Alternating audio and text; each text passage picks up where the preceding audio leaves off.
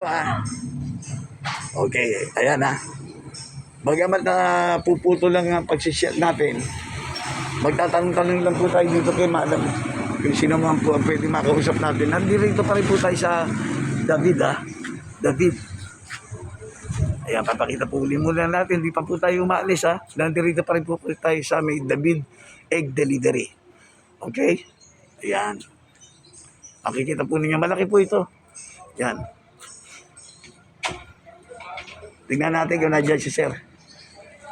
Medyo medyo mainit na po rito sa labas kaya medyo po tayo, kumukulit tayo.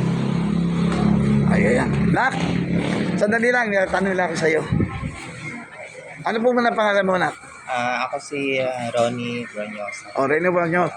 Tell us something, baka pwedeng may matutunan sa iyo ang ating mga subscriber kung ano ang mga paninda ninyo ritong itlog na ano. Okay, sa mga nagbabalak na magnegosyo ng itlog, pwede po kayo pumunta dito sa Valenzuela City. Ito po yan sa Orani Street, Okay. corner Morong. Nakikita din po siya sa map. Pwede po i-search yung David Egg. Ayan. Malapit lang. Madali lang po siya mahanap. Nag-accept po kami ng wholesale saka retail. Okay. Ay, sa mga gusto pong pumunta, open po kami Monday to Sunday, 5 a.m. to 5 p.m. Yun lang po. Okay. Ito ba yung mga panahon ng beer, Alam mo naman, magpapasko, di ba? Siyempre, alam natin, mas tumataas yan ang halaga. Tama ba? Opo. So, ngayon, nagtaas na ba sa inyo ang presyo? So ngayon po medyo mataas kasi malapit na holiday season. Pero baka next by January na yan po, bababa. January. Oh, may January. Ngayon, ito nasa nasa balita ito nasa news ito, kaya medyo naging eager ako na gusto ko kayo ma-interview, Yung mga katanungan, na hanggang ngayon pinagdidebatehan, na yung consumer, yung may hihinalang umorder, halimbawa ako, pakaraniwa, 10, 12, ganun, piraso, Siyempre, hindi nila alam kung ano yung nabibili nila, basta ibibigay na lang kung simulan mo sa small, medium, large, XL, whatever. Ngayon, tatanungin kita, paano nyo ba ibinabase ang bawat itlog kung ito ay small o medium, large, XL o whatever? Paano nyo binabase ang bigat nila? Sa sa timbang kasi, sa farm kasi tinitimbang nila. Pero dito, timbang din naman. Timbang din. So kasi yan ang pinag-uusapan ngayon, di ba? Kung ano ang pinakamaganda ba, tinitimbang o nasa size o whatever, di ba? So kayo, dito, ang pinagbabasehan natin, timbang. Okay. Bakit tama naman talaga yung timbang, di ba? Kasi kung minsan, malaki yung niya, pero mabigat. mabigat, di ba? Ang iba malaki, medyo magaan na. Oo, di ba? So sa inyo, malinaw, sa timbangan sa inyo, yun, para malaman nila. So sa ngayon, magkano ang mga halaga ngayon ng ninyo? Bigyan mo sila ng konting partial. Sa ngayon po, simula sa small. yung price po natin. Sa ngayon yan, bigyan mo yung date. Yan. Ngayon yan, anong date ngayon? Pwede pa po magbago yung price niya. Sa ngayon po, ang small po namin, 205 per tray po yun. Wholesale na po yun. Tapos, ang medium namin, 215, large to 25, XL to 35. Kasi medyo bumaba ngayon ng XL. Per trays yan, o per tray. Wholesale po yun. Wholesale.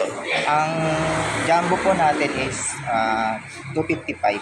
Mas mataas pa rin po yung malalaki. Di po nagbabago ang price ng malalaki. Ayan. Meron po kami pula, red, or saka organic. Yung red, yun yung itlog na maalat. Opo, tama. maalat. O yun, magkano naman yun?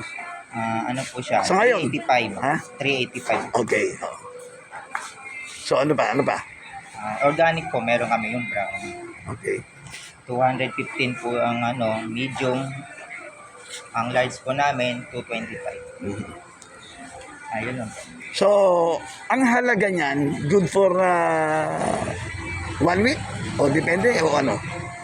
Depende po sa dating Kung medyo mababa namin nakukuha, siyempre binababaan po natin. Pero yung price po namin ngayon, pwede pa po siya magbago. Depende kung marami kukunin. Di ba? Kung ilang trays, ganun, bababa pa. Mas mababa po siya makukuha pag marami. Ayan. may minimum po kami ng para makuha po ninyo ng wholesale. Mm. 6 na tray po, pataas na po siya. Yun. Para magkaroon ng big discounts.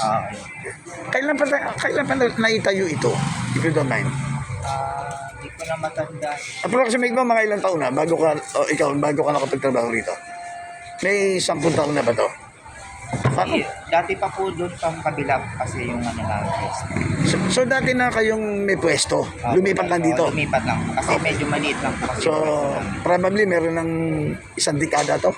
Mga 10 years? Yung sila siguro. Pati na yung paglipat. 20 years na yata. Matagal na pala. Matagal na rin pala to. Talagang Dito mga 5 or 6 years na siguro. Hindi ko lang. Or 8 years na. O ano naman ang mga masasabi natin na mga nagiging problema rito? Sige, pagka sa itlog, ano nagiging problema nyo? Problema lang po namin sa basag lang. Marami din. May mga basag din. So ano nangyayari sa basag? Nagbebenta na lang po namin siya ng palugi na lang para mabili. Para kahit papano, may balik yung puhunan. So yun, bago lumabas dito, check upin niya na kagad. Tinataob niya yan para nakikita ko, tinataob para makita yung ilalim. Tama ba? Kasi nakita ko minsan nung bumili ko. So ngayon, dito pa lang, paglabas ito, wala nang isira yan, wala na kayong... Wala na, di na kami nagpapalit. Hindi na kasi nakita na lang ganun, maayos di ba? Yun, okay. Ano pa po pwede natin masabi sa kanila? Sige. Ano pa ba, mga... wala na siguro. Wala na siguro. So, yun nga. So, kung gusto na lang nilang bumili ng logo sa maghanap, mag-business, punta sila dito. Sige. Sa Valenzuela po, sa Malinta. Dito po sa Murong. 1192A, Murong Street. Corner, Murong Street. Okay. Ngayon, pakisabi mo nga kung anong start ninyo magtinda rito at kung hanggang anong oras kayo nagkasara. Sige, para alam nila. Sa mga Gustong bumili? Pumunta. Bumili dito. Oo. Bigyan mo oras. Dito kami ng 5 a.m. hanggang 5 din ng hapon. Yung lunch time, pwede pa rin bumili. Tuloy-tuloy pa rin. Tuloy-tuloy, ayun, hanggang 5 o'clock p.m. So, nayakan na natin sila, nasabi natin ang mga problema. So, that's it. Maraming salamat. Kahit na papano, ambush interview. Thank you sa inyo sa oras na ibinigay nyo kay Callejero by Raybel Salona, ha? Okay? Thank you so much. Ano pangalan mo ulit? Ronnie po, Ronnie Bronyo. Ay, Ronnie, thank you so much sa pagbibigay ng pagkakataon para ma-interview kayo, ha? Thank you so much. Bye-bye. See you again. Okay, bye-bye.